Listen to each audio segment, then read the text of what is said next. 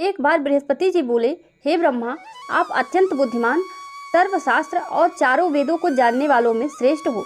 हे प्रभु, कृपा कर मेरा वचन सुनो। चैत्र, आश्विन, माघ और आषाढ़ मास के शुक्ल पक्ष में नवरात्र का व्रत और उत्सव क्यों किया जाता है? इस व्रत का क्या फल है? इसे किस प्रकार करना उचित है और पहले इस व्रत को किसने किया? सब कुछ विस्तार से कहिए। बृहस्पति जी का ऐसा प्रश्न सुनकर ब्रह्मा जी कहने लगे कि हे बृहस्पति, प्राणियों का हित करने की इच्छा से तुमने बहुत ही अच्छा प्रश्न किया है।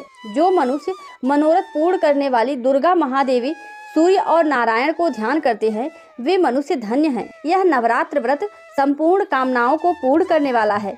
इसको करने से पुत्र चाहने वालों को पुत्र, धन चाहने वालों को धन, विद्या चाहने वालों को विद्या और सुख चाहने वालों को सुख मिलता है। इस व्रत को करने से रोगी मनुष्य का रोग दूर हो जाता है और कारागार में पड़ा हुआ मनुष्य बंधन से छूट जाता है। मनुष्य की तमाम विपत्तियां दूर हो जाती हैं और उसके घर में संपूर्ण संपत्तियां आकर उपस्थित हो जाती हैं। जिस स्त्री को संतान नहीं है, उसको संतान की प्राप्ति हो जाती है। समस्त पापों को दूर करने वाले इस व्रत के करने से ऐसा कौन सा मनोरथ है जो सिद्ध नहीं हो सकता है? यदि व्रत करने वाला मनुष्य सारे दिन उपवास न कर सके तो एक समय भोजन करे और उस दिन बांधवों सहित नवरात्रि व्रत का कथा जरूर श्रवण करे। हे बृहस्पति, जिसने पहले इस महाव्रत को किया है, उसका पवित्र इतिहास मैं तुम्हें सुनाता हूँ। तुम सावधान होकर सुनो। इस प्रकार ब्रह्मा जी के वचन सुनकर बृहस्पति जी बोले, हे ब्राह्मण, मनुष्यों के कल्याण करने वाले इस व्रत के इतिहास को मेरे लिए कहा, मैं सावधान होकर सुन रहा हूँ। आपकी शरण आए हुए मुझ पर कृपा करो। ब्रह्मा जी बोले, पीठत नाम के मनोहर नगर में एक अनाथ ब्राह्मण रहता था। वह भगवती दुर्गा का भक्त था। उनके संपूर्ण सद्गुणों से युक्त मानो ब्रह्मा की सबसे पहली रचना हो। ऐसी यथार्थ नाम वाली सुमति नाम की एक अत्यंत सुंदर कन्या पैदा हुई। वह कन्या सुमति अपने घर में बालकपन में अपनी सहेलियों के साथ क्रीड़ा करती हुई इस प्रकार बढ़ने लगी जैसे शुक्ल पक्ष में चंद्रमा की कला बढ़ती है। उसका पिता प्रतिदिन दुर्गा की पूजा और हवन किया करता था। उस समय नियम से वह भी वहां पर उपस्थित होती थी। एक दिन वह सुमति अपनी सखियों के साथ खेलने में लग गई और भगवती के पूजन में उपस्थित नहीं हुई। उसके पिता को पुत्री की ऐसी असावधानी को देखकर क्रोध आया और पुत्री से कहने लगा कि हे दुष्ट पुत्री, आज प्रभात से तुमने भगवती का पूजन नहीं किया। इस कारण मैं किसी कुष्ठ और रोगी मनुष्य के साथ तेरा विवाह करूंगा।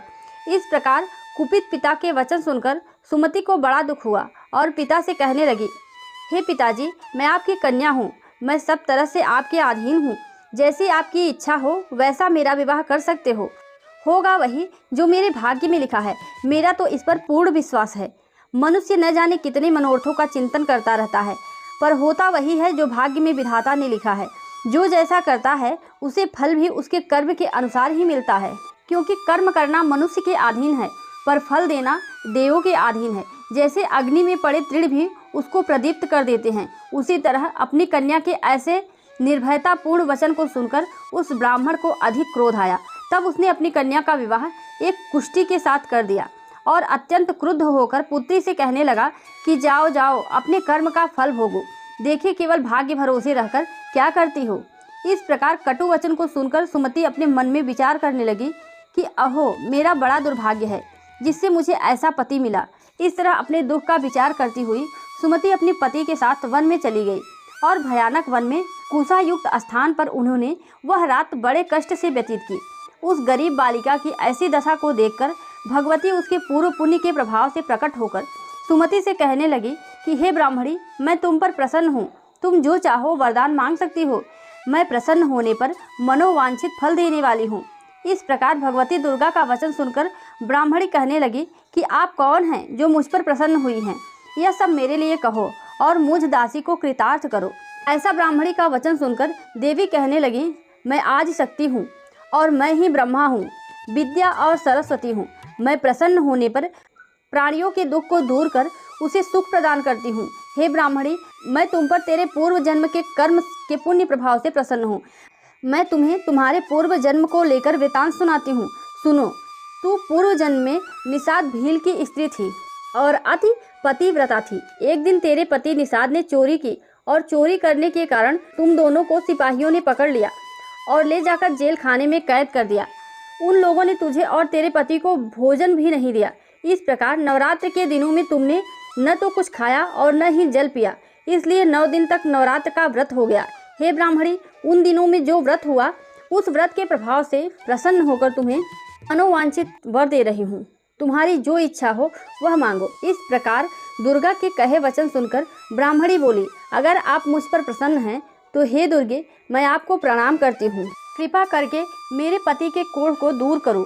देवी कहने लगी कि उन दिनों में जो तुमने व्रत किया था उस व्रत के 1 दिन का पुण्य अपने पति का कोढ़ दूर होने के लिए अर्पण करो। मेरे प्रभाव से तेरा पति कोढ़ से रहित और सोने के समान शरीर वाला हो जाएगा। ब्रह्मा जी बोले। इस प्रकार देवी का वचन सुनकर वह ब्राह्मणी बहुत प्रसन्न हुई और पति को निरोग करने की इच्छा से माता से कहा, ठीक है। तब तक उसके पति का शरीर भगवती दुर्गा की कृपा से कुष्ठहीन होकर अति कांति युक्त हो गया, जिसकी कांति के सामने चंद्रमा की कांति भी क्षीण हो जाती है। वह ब्राह्मणी पति की मनोहर देह को देखकर देवी को अति पराक्रमी वाली समझकर स्तुति करने लगी कि हे दुर्गे, आप दुर्गत को दूर करने वाली, तीनों जगत का संताप हरने वाली हो, समस्त दुखों को दूर करने वाली हो, रोगी मनुष्य को निरोग करने वाली हो, प्रसन्न होने पर मनोवांछित फल देने वाली हो, दुष्ट मनुष्य का नाश करने वाली हो। तुम ही सारे जगत की माता और पिता हो। हे अम्बे, मुझ अपराध रहित अबला की मेरे पिता ने कुष्ठ के साथ विवाह कर मुझे घर से निकाल दिया। उसकी निकाली हुई मैं पृथ्वी पर घूमने लगी। आपने ही मेरा इस आपत्ति रूपी समुद्र से उद्धार किया है। हे देवी, मैं आपको प्रणाम करती हूँ, मुझ दीन की रक्षा करो। ब्रह्मा जी बोले कि हे बृहस्पति, इसी प्रकार उस सुमति ने मन से देवी की बहुत स्तुति की। उससे की हुई स्तुति सुनकर देवी को बहुत संतोष हुआ और ब्राह्मणी से कहने लगी कि हे ब्राह्मणी, तुम्हारे उदायल नाम का एक अति बुद्धिमान और धनवान, कीर्तिवान, जितेंद्रिय पुत्र शीघ्र ही होगा। ऐसा कहकर वह देवी उस ब्राह्मणी से फिर कहने लगी, हे ब्राह्मणी, और जो कुछ तेरी इच्छा हो वही मनोवांछित वस्तु तुम मांग सकती हो।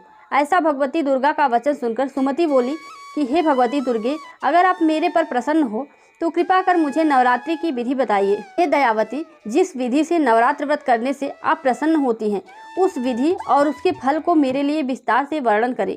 इस प्रकार ब्राह्मणी के वचन सुनकर दुर्गा कहने लगी, हे ब्राह्मणी, मैं तुम्हारे लिए संपूर्ण पापों को दूर करने वाली नवरात्र व्रत की विधि बतलाती हूँ, जिसको सुनने से तमाम पापों से छूटकर मोक्ष की प्राप्ति हो जाती है। आश्विन मास के शुक्ल पक्ष की प्रतिपदा से लेकर 9 दिन तक विधि पूर्वक व्रत करें। यदि दिन भर का व्रत न कर सके तो एक समय भोजन करें। पढ़े लिखे ब्राह्मणों से पूछकर घट स्थापना करें और वाटिका बनाकर उसको प्रतिदिन जल से सींचे। महाकाली, महालक्ष्मी और महासरस्वती की मूर्तियां बनाकर उसकी नित्य विधि सहित पूजा करें और पुष्पों से विधि पूर्वक अर्घ दे। बिजोरा के फूल से अर्घ देने से रूप की प्राप्ति होती है। जायफल से कीर्ति, दाख से कार्य की सिद्धि होती है। आंवले से सुख और केले से भूषण की प्राप्ति होती है। इस प्रकार फलों से अर्घ देकर यथाविधि हवन करें। खांड, घी, गेहूँ, शहद, जौ, तिल, बिंब, नारियल, दाख और कदम्ब, इनसे हवन करें। गेहूँ होम करने से लक्ष्मी की प्राप्ति होती है। खीर व चंपा के पुष्पों से धन, केले से पुत्र हो, कमल से राज सम्मान और दुखों से सुख की संपत्ति की प्राप्ति हो जाती है। व्रत करने वाला मनुष्य इस विधान से होम कर आचार्य को अत्यंत नम्रता के साथ प्रणाम करे और यज्ञ की सिद्धि के लिए उसे दक्षिणा दे। इस महाव्रत को पहले बताई हुई विधि के अनुसार जो कोई करता है उसके सब मनोरथ सिद्ध हो जाते हैं। इसमें तनिक भी संशय नहीं है। इन 9 दिनों में जो कुछ दान आदि दिया जाता है उसका करोड़ों गुना फल मिलता है। इस नवरात्रि के व्रत करने से ही अश्वमेध यज्ञ का फल मिलता है। हे ब्राह्मणी, इस संपूर्ण कामनाओं को पूर्ण करने वाले उत्तम व्रत को तीर्थ, मंदिर अथवा घर में ही विधि के अनुसार करें। ब्रह्मा जी बोले कि हे बृहस्पति, इस प्रकार ब्राह्मणी को व्रत की विधि और फल बताकर देवी वहां से अंतर ध्यान हो गई। जो मनुष्य या स्त्री इस व्रत को भक्ति पूर्वक करता है वह इस लोक में सुख पाकर अंत में दुर्लभ मोक्ष को प्राप्त करता है। हे बृहस्पति, यह दुर्लभ व्रत का महात्म्य मैंने तुम्हारे लिए बतलाया है। ऐसा ब्रह्मा जी के वचन सुनकर बृहस्पति जी आनंद के कारण रोमांचित हो गए और ब्रह्मा जी से कहने लगे, हे ब्रह्मा जी, आपने मुझ पर अति कृपा की, जो अमृत के समान इस नवरात्रि व्रत का महात्म्य सुनाया। हे प्रभु, आपके बिना और कौन इस महात्म्य को सुना सकता है। ऐसे बृहस्पति जी के वचन सुनकर ब्रह्मा जी बोले कि हे बृहस्पति, तुमने सब प्राणियों का हित करने वाले इस अलौकिक व्रत को पूछा है, इसलिए तुम धन्य हो। यह भगवती शक्ति संपूर्ण लोकों का पालन करने वाली हैं। इस महादेवी के प्रभाव को कौन जान सकता है। बोलिए माँ शारदा की जय, बोलिए माँ दुर्गा की जय। कथा सुनने के बाद सभी लोग वीडियो को लाइक कर दें और कमेंट में जय माता दी जरूर लिखें। धन्यवाद।